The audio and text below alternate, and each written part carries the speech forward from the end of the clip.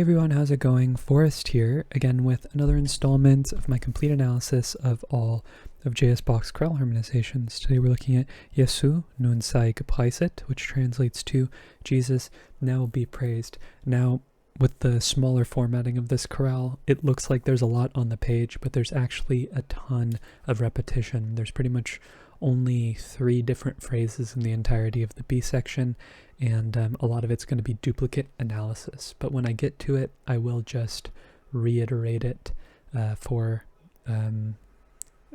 consistency's sake, I suppose.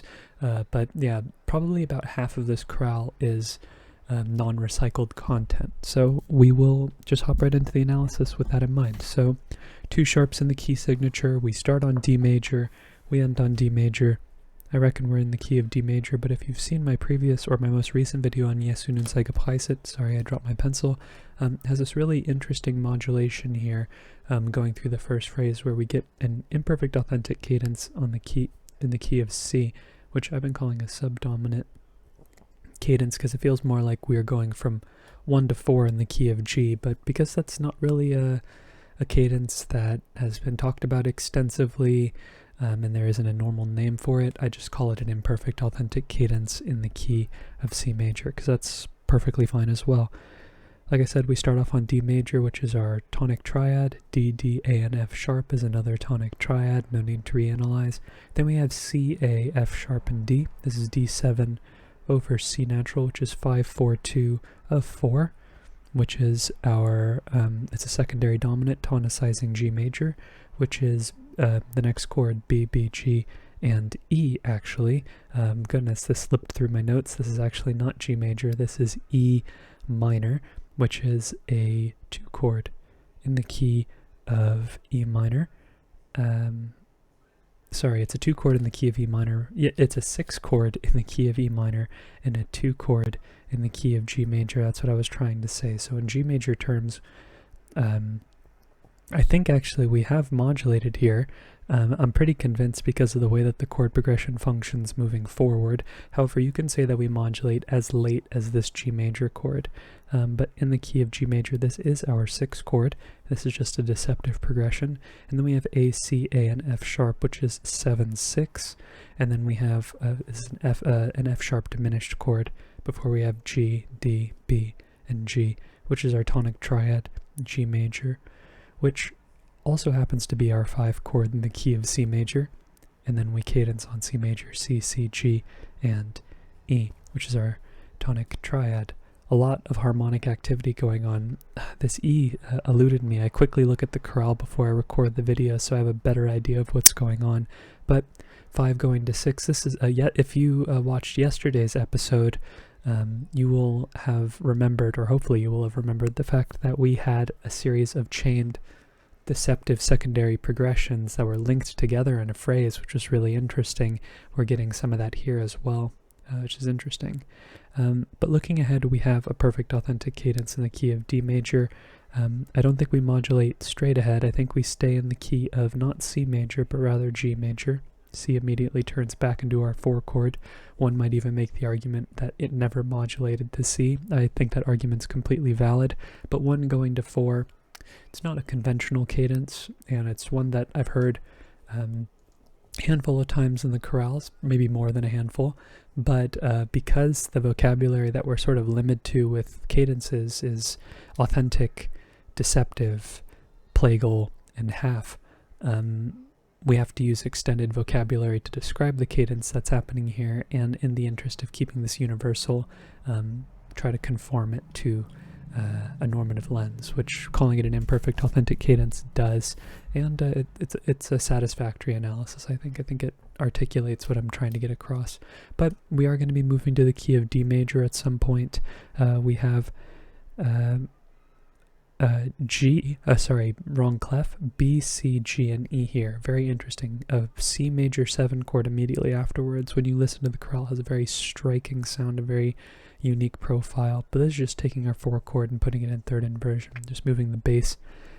We're leaping up a major 7th here, but the bass is effectively just moving down stepwise.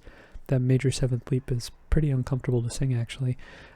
We then have A sharp, C sharp, F sharp, and E, which is F sharp 7 over A sharp, That's another secondary dominant, 5-4-2 of 3 this time. Interesting that we're getting secondary dominant chords that are in third inversion near the beginning of the phrase. And then, similarly, we have the resolution. It's not deceptive, but it is a proper resolution. B, D, F sharp, and D, which is our 3 chord.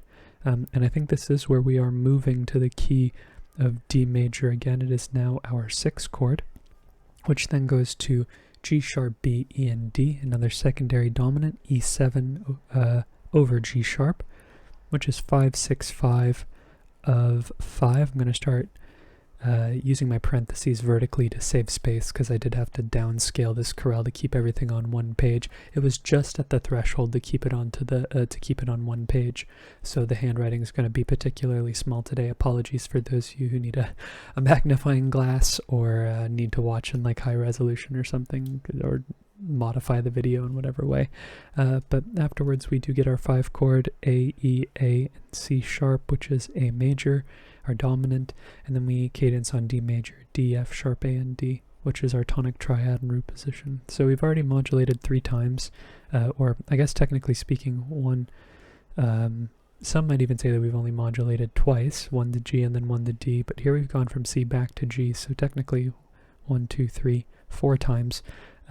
If you are counting this as an imperfect authentic cadence like I have, but yeah, there's a lot of harmonic movement and a lot of secondary dominance, which is not super typical of the chorales. Looking ahead, we have an imperfect authentic cadence in the key of B minor. However, we go there through A major, very interestingly. Typically D to B minor is a pretty minimal resistance path because they share the same pitch collection, but going to A major, then to B minor, that's adding a sharp and then just removing it again, which is kind of interesting. Actually, A major can have multiple tones in common with B minor. It has C sharp in common. It can have G sharp in common. It just doesn't have the A sharp in common. So that's kind of what we're looking for. We're looking for these A sharps here to indicate somewhere in this region that we're modulating. A lot of the times it happens before, but with ascending chromaticism especially, it tends to happen after. That's just something that I've noticed. But we are moving to the key of A major first. We have A, C sharp, A, and E. That is our 5 chord in D major. It also happens to be our tonic triad in A major. We get G sharp immediately afterwards, G sharp, B, E, and E, which is E major over G sharp. That's 5-6. Passing tone, our first non-chord tone here in the chorale. That's pretty unusual. We then have E, D, G sharp, and E. Now this is interesting. It's an incomplete 7 chord, so the 7 is there, but the incompleteness of it does not come from. Oh no, sorry, I'm totally inventing things here. I thought this did not have a third. The G sharp is very clearly there. It starts off that ascending chromaticism like I was talking about. This is so the proper figured bass, at least I believe this is the proper figured bass, is to say 7 and then 3, because there's no 5th in the chord. We then have A, C sharp, A, and E. That is our tonic triad, A major. And then we get F sharp, C sharp, A sharp, and F sharp, which is F sharp major in root position. That is 5 of 2, because F sharp is the dominant of B, and B is our 2 chord. And then we have B minor here, B, D, B, and D. An interesting double root, double third spelling with another passing tone, this time in the tenor. And I think this is where we modulate to the key of B minor. Very interesting, because the cadence consists of 5 going to 1, and then 1 is repeated. So the fact that the modulation is happening on the tonic that is then reiterated and does not include the secondary dominant might be a point of argument to say that maybe we're modulating over this A chord, maybe we're even modulating over this E chord, and this is a 4-7 or 4 going to 7 progression. But it doesn't resolve the way that we would expect, and with ascending chromaticism it's always sort of hit or miss in terms of where the exact modulation is occurring if you can prescribe the particular modulation point. I think that this is just an interesting case, and this is a modulation zone, and it can happen really anywhere in within the span of these 5 beats. So you choose what you feel makes the most sense. This is just what has been consistent with the way that I've analyzed. I feel like a 5 chord could have very easily happened here and then another tonic triad, but we don't get that. We just get 2 tonic triads. Okay, looking ahead, we have a perfect authentic cadence in the key of D major. After our cadence, we have B, B, F sharp, and D. That is another B minor triad, and in addition to being our tonic, it is also our mediant in the key of D major. We then have E, G, E, and C sharp. That's C sharp diminished over E, which is 7/6. And then we get D, A, F sharp, and D, D major, our tonic triad. This D is a chord tone. We then have A, D, G, and E. I think this D is a 4/3 suspension over the bass, so this would be a 5/7 chord, at least that's what's being implied. This A is a chord tone, this B is a non-chord tone, and then we get A, C sharp, A, and E, which is just like taking the chord and removing the 7th and just putting it in root position. So I'll just use that figured bass, 8/5/3, and then we cadence on D major, D, A, F sharp, and D, which is our tonic triad. Okay, B section. We get a lot of repetition here. We get the same phrase repeated a lot. So I'm just going to detailed analysis for the first iteration and then just skirt through the analysis the second time. So perfect authentic cadence in the key of D first. No modulations here. We start with A major, A, E, and C sharp, which is our 5 chord. And then we have A, E, A, and C sharp again. No need to reanalyze. We then have G natural, E, A, and C sharp, which is A7 over G, so we'll just change the figured bass to reflect that, 5/4/2. We then have F sharp, A, and C sharp, a bit of a deceptive progression here. That's F sharp minor in root position, which is a 3 chord. We then have A, G, A, and C sharp, that is 5/7, A7. This E is a chord tone, so we don't need to mark it. We then have D, F sharp, A, and D, which is our tonic, and then we have this same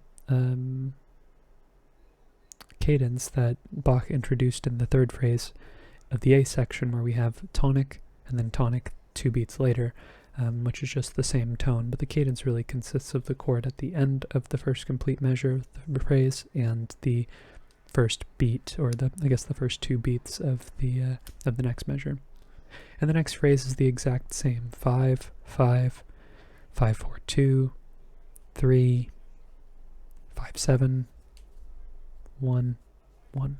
Perfect authentic cadence. There you go. Very easy. We just basically skip 2 measures of content. So looking ahead, we have a perfect authentic cadence in the key of E minor, and I don't think we modulate until well into the phrase, but we start to see material from the beginning of the chorale because the melody is repetitious. In fact, Bach uses the same melodic fragment for basically everything. It's basically the first phrase over and over and over and over again until the end of the chorale, where we see actually we see the exact same thing again. We just hear just different harmonizations of the same thing. So starting things off, we have D major, D, D, A, and F sharp. No need to reanalyze. Again, D, D, A, and F sharp. No need to reanalyze. And then harkening back to the beginning of the chorale, we have C, A, F sharp, and D, which is a secondary dominant. This is 5/4/2 of 4, because it's now functioning as a secondary dominant, D7 over C, and D is the dominant of G. But unlike the beginning of this chorale where Bach is cadencing in the key of G major or the key of C major, depending on how you look at it, Bach stays in the key of D major, in my opinion. We get B, D, G, and E again, which is a 6 chord in, oh goodness, this should have been a 2/6/4 chord. This is 2/6/4, but remember that we have not, this is just I'm forgetting the term, a deceptive progression in terms of G major, but it's a roundabout way of doing it through a secondary dominant. So we're still in the key of D, but the secondary dominant resolves to a deceptive chord, E minor. We then have A, C natural, A, and F sharp, which is 7/6 of 4, because remember we have not yet modulated, we're not modulating to the key of G major. You could make an argument this slight phrase right here is in G major, but I'm going to say that we're still in the key of D major. The melody in this context really feels like D major, because it's not really cut off at this E here, changing the trajectory and truncating the rest of the melody. But yes, we have B, D, G, and G, which is our actual resolution, 4/6, G major over B. We then have C sharp, A, and G. That's A7 over C sharp, which is 5/6/5. And then we have D, D, A, and F sharp, which is our tonic triad in root position D major.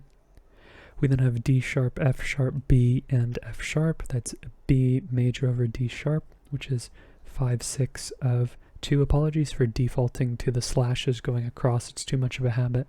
I really do think I should start writing them more like a fraction for the sake of space, but I'll try my best to be more consistent with that in the future when I'm dealing with chorales that don't have a lot of real estate for writing. But after our B major chord, we have E minor, E, B, G, and E, which is our 2 chord, and also the point in which we modulate, kind of the same way that we're modulating to B minor over this chord, but we have some more context before we cadence. Here I feel like the modulation is happening right then and there, and the rest of what's going on in the tenor is what contextualizes it. But in this case, it's more of a zone. Here, I think it's a little less of a zone. You could make the argument that you modulate over the D or even the G, but I feel like here is just where it feels more natural to me after the secondary dominant. We then have A, C, A, and F sharp. That's F sharp diminished over A, 2/6. We then have B, B, F sharp, and D. That is B major in root position, our 5 chord. We get another 5 chord afterwards, B, B, F sharp, and D. And then we cadence on E minor, which is our tonic triad, E, B, G, and E. And looking ahead, we do modulate back to the key of D, and I'm tempted to call this a direct modulation, but to be consistent with the other modulations, I feel like this might be a common chord, E minor, then going to D major, which is our tonic triad, D, D, A, and F sharp. And I don't want to skirt over the point. I know in my past videos I've said 2 going to 1 is it's just not really a progression that we see, the same way that 2 going to 7 isn't a progression that we often see. 2 going to 1, there's just something about it that doesn't, it feels very modal. It feels kind of counterintuitive to what wants to go to 1. I mean, like if 4 can go to 1, why can't 2 go to 1? There are arguments against my belief. It's just we seldom see 2 going to 1 in the middle of a phrase. The most unusual times we see it is occasionally in a cadence. We get 2 going to 1 as a variation on a plagal cadence, but 2 going to 1, in my defense, saying that 2 going to 1 is just not a progression we really see in practice, is that 2 is really the ending chord here, and then we get 1 afterwards. And really, this modulation is kind of separated by a pause and separated by 2 different ideas. It just so happens that this is a common chord, and like I said, I was tempted to call it a direct modulation. I think that analyzing modulations as direct modulations are totally fine. What's important is that you hear the change. But this phrase is the exact same as the one before, just like how we had 2 pairs, or we had a pair of identical phrases before this. We have another 1 chord, we have 5/4/2, 4, we have another 2 chord, and then we have 7/6 of 4, and then we have 4/6, we have 5/6/5, and then we have our tonic. We then have 5/6 of 2, we then have another 2 chord, which is where we modulate to E minor. It's now our tonic. We then have F sharp diminished over A, which is 2/6, B major twice, which is our 5 chord, and then our perfect authentic cadence ends with E minor, E, B, G, and E. Alright, last phrase. We are really working our way through this chorale, even though there are a ton of chords to analyze. We have a perfect authentic cadence in the key of D. However, we go there through B minor. We get this interesting B minor descending scale here where we get to the A sharp, and then by the time we get to this B at the bottom of the scale, that's where we modulate. So that's the track. We're going to be in the key of B minor up until this point.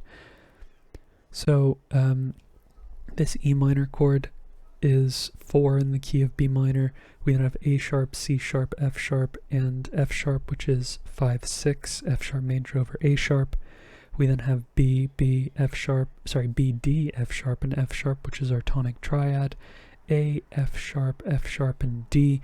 It's D major over A, which is an interesting 3/6/4 chord, but it's passing, so The fact that the bass is part of a passing figure is one of the configurations that 6/4 chords typically come in. We come in contact with them in that context. We then get G, B, E, and E, which is E minor in first inversion, 4/6. Then we get F sharp, A, D sharp, and F sharp. That is D sharp diminished over F sharp, which is 7/6 in the key, or sorry, it is 7/6 of 4 in the key of B minor. Before we get E, B, E, and G, which is our 4 chord. Then we have D, B, F sharp, and G. You could look at these as passing tones if you want, but I'm going to analyze the chord as G major 7 over D, which would be 6/4/3, because the fifth of the chord is in the bass. We then have C, A sharp, G, and E, which is A sharp fully diminished 7th over C, which is 7/6/5. We then have B, B, G, and E, which is a very deceptive progression, also transitive in the sense that we're going against the grain of the cycle of falling fifths. This is E minor over B, which is 4/6/4. Another 6/4 chord used in passing. We just have this really long descending, even beyond a scale. We have the whole scale here, then we go down to the leading tone below that, and then we go up again. But afterwards we have A sharp again, A sharp, C, F sharp, and E. That's F sharp 7 over A sharp, which is 5/6/5. And then we I was about to call it a cadence because it is a cadential progression, but it's not at a cadential point. We're just seeing it in the middle of a phrase. B, B, F sharp, and D, which is our tonic triad. And in the key of D major, it is also our 6th chord. We then have G sharp, B, E, and D, secondary dominants to the very end for Bach. This is 5/6/5 of 5. E7 is the dominant 7 chord of A, and A is our dominant in the key of D major. We then have A, E, and C sharp, which is our 5 chord, A major, and then we cadence on D major, D, A, F sharp, and D, our tonic triad. And that is today's chorale. Definitely a sprint, but reasonably so because of the fact that the chorale is a lot of recycled content. I mean, we hear the same. This must have been a really hit melody during Bach's time. It either bored the audience because Bach used the same melodic fragment so many times, or it was a really popular melody because of the fact that Bach recycled it and people just couldn't get enough. But apparently Bach couldn't get enough because of how many times he repeated. I actually don't remember how many times Bach repeated it in the last iteration, but I don't recall Bach using this particular melody and using so much recycling in previous iterations. But I could be wrong. I'll have to go back and review the footage, or just the analysis. I have the paper as well. But with that being said, lots of secondary dominance in this chorale, lots of parts to question whether or not we've modulated by a certain point. You know, the idea of the modulation zone and where exactly a modulation occurs is pretty nebulous, and yeah, my analysis is just one take. If you're interested in following me along on the journey to analyze all of the chorale harmonizations, feel free to subscribe to the channel, hit the notification icon. You'll be notified of when my daily upload goes live, so you can get your daily fix of Bach and your daily dose of analysis. But on that note, thank you so much for watching the video, and thank you so much for supporting the channel by doing so. I look forward to tomorrow's analysis, and I hope you take care.